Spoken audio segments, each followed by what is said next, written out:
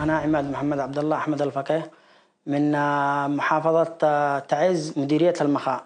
عرفت حسين عطاس اللي هو ماسك منصب الثروة السمكية في الحديدة، ويمتلك مجموعة من الصنابيك الخشبية والفيبر جلاس.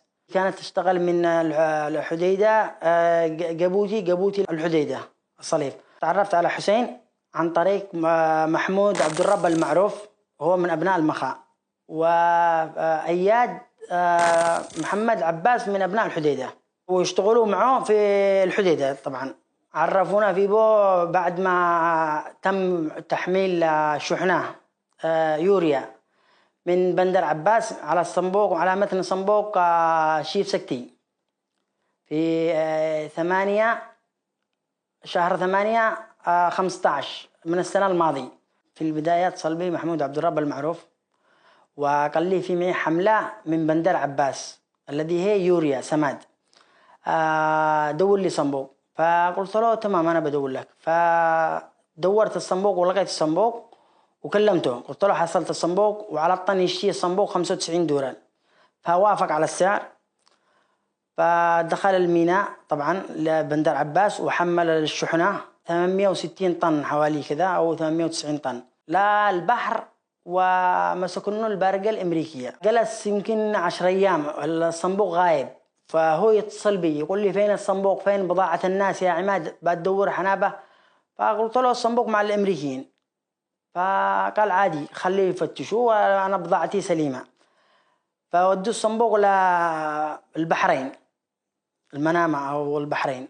ففرغوا الصنبوق هناك الأمريكان، وجابوا دليل إثبات لصاحب الصنبوق إنه تم تفريغ الشحنة. فأنا رسلت الأوراق هذه لمحمود مشان يصدق إنه الصنبوق راح.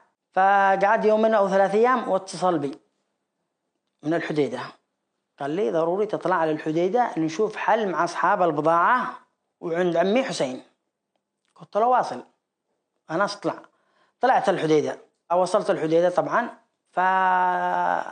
فلقيت المحامي وأعطيت له الأوراق حقه، ولقيت اللي هو حسين في الفندق والذي هو مالك الصنابيك هذا الفيبر جلاس والخشبية. فكنا موجودين هناك. فقال خلاص ده هو عماد قدو أجا بنفسه عماد رجال، فما عندكش مشكلة، خلاص خليه هو يرتب لنا الأمور البحارة والطواقم حق الصنابيك حقنا ويشتغلوا في جبوتي الصليف.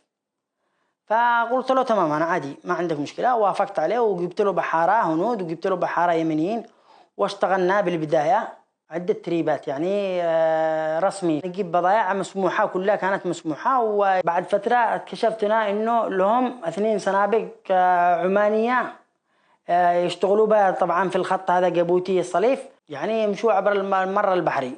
لا آخر تريب الآن هذا اللي هو فوق صنبوق الزهرة اتفاجأت إنه في بضاعة ممنوعة، الذي هو أياد الصلبي يقول لي يا عماد معي حاوية قطع غيار سيارات طول 40 قدم موجودة في جبوتي عند فيصل، بكم بتحمل لي؟ قلت له بحمل لك يا إياد ب14,000 سعودي. قال أنا أشتري منها 500. قلت له حلال عليك 500. تواصلت مع الناخوذة باسل سعيد عثمان الشاذلي وبلغته، قلت له خلاص الحاوية العلاقة ده ما بديش في معانا الحاوية قطع غيار سيارات، فكيف تحمل؟ قال لي أيوة نحمل عادي مش مشكلة. فاتفقنا أنه على السعر. أنا طبعا قلت له بعطيك 2 مليون. فحملنا الحاوية من فيصل. وأنا قبلها كنت اتصل بفيصل أقول له قبلي الأوراق مش أنا أبلغ أن نأخذها كامل عدد الكراتين، فما قبليش. فكلمت باسل قلت له خلاص بند المنافس حقك بكرة ورسل لي صورة من المنافس وغادر. اتحرك الصنبوق من ميناء جبوتي. فاتفاجأ بعدها بساعة ونص بساعتين باتصال من حسين، فيقول لي شوف الحاوية دي إذا ما تخرج وأنت اللي جالس تدور بعدها أنت وعمر أخوك تدوروا عند فيصل إيش كم الحاوية وإيش النوع الحاوية وإيش ده، فيعني بيكون ده الأخير بيني وبينك. فقلت له يا عم حسين الجماعة دي إجراءات أمنية واحتياط واجب. قال لي سهل إن شاء الله. خلاص المهم شوف، بس إذا أنا أبينك يا عماد، يعني إذا ما خرجتش الحاوية هذه ومشت الصنبوق فحتى لو أخسر على راسك مريال. قلت له أسأله فيصل اللي هو المخلص الجمركي حقكم الذي هو في جيبوتي وغشنا، قل له أسأله إيش البضاعة وهو بيرد لك. تغشونا وتجيبوا لي أدوات ممنوعة وضيعتوا مستقبلي ومستقبل جهالي، وتجي تقول لي يا عماد أنا أعرف حاويتي منك. أنت حاويتك قطع غيار، ما سلمتناش قطع غيار، سلمتنا حاجة ممنوعة، حاجة متفجرات، حاجة ما أدري إيش.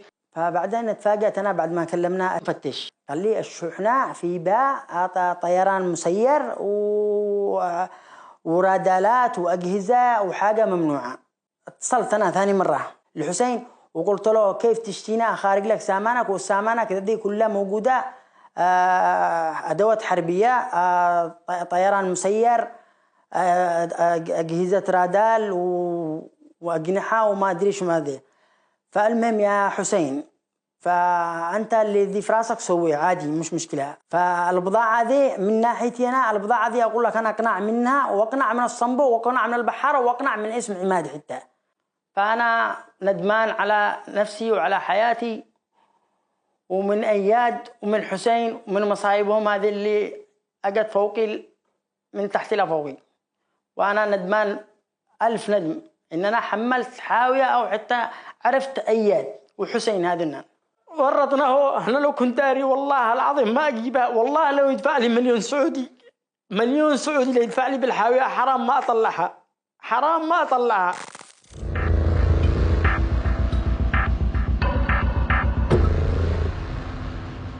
الاسم باسل سعد عثمان محمد شاذلي من محافظة تعز، مديرية المخا، منطقة يقتل. أشتغل صنبوق الزهران أخوذه، كان مع عبدو كامل من جيبوتي المالك، بعدين باعوه إلى سعد موسى آدم وكيله سعيد عقماء. أنا كنت في جيبوتي، أنا أشتغل من جيبوتي للصليب صرنزي، نأخذها مع البحارة أحمد علي بن علي سليمان، فؤاد محمد علي سليمان، ومحمد عبد محمد علي شاذلي، ومحمد علي محمد شاذلي، ونادر سعد عوض. نحمل كنا سماد ولوز وهياكل سيكلات والعاب ناريه، من هذا كله نحمل ونتحرك طبيعي عادي، يفتشوا نتحرك الصليب كل مره من قبل سنه وشويه كده، وحنشتغل واصل في الشغل ده. اتصل بنا عماد الفقيه قال معك حمل في تاريخ 25/7، معك حمل سماد ومبيدات. بخصوص السامن الوكالة حق السامن ما تواصلش معهم، أنا أتواصل معهم عماد الفقيه ويجيبوا السامن والبياس مع من عماد البياس النول، نتفق على النول مع عماد الفقيه. اتفقنا على السعر أنا والسماد الحاوية الصغير 1,600,000 للصليف، والمبيدات 2 مليون، قلنا له تمام. حملنا السماد 11 حاوية، وبعدين تأخرنا المبيدات، قال خلاص بنحمل لك قطع غيار سيارة، قلنا له تمام. اتصل بأصحابه الوكلاء اللي هنا، جابوا لنا الحاوية القطع غيار سيارات على أساس إنها قطع غيار، أنا مش داري ما هو في بالحاوية 193 كرتون يعني مع 14 طبلية. حملنا الكراتين باليد، حملوا العمال، بعدين اليوم الثاني حملنا البلوينش 4 طبلية 14 طبلية. خلصنا الحمول كامل وطربنا. اتصلت بعماد الفقيه قلنا له بنتحرك، قال سوي منافيس مزورة. سوينا المنافيس، الأوراق، منافيس هي الأوراق، وتحركنا ودفوا بنا. اتفقنا على أساس إنها قطع غيار سيارات، فتشوها طلعان كلها قطع عسكرية مغشوشة. فاجأت إنه القطع المواد هذه طلعان كلها قطع عسكرية، وندمان قلبي وحركنا إن أنا ما فتشت السامان. والله زعلان على نفسي، يا ريتنا مت ولا أجيب السامان هذه.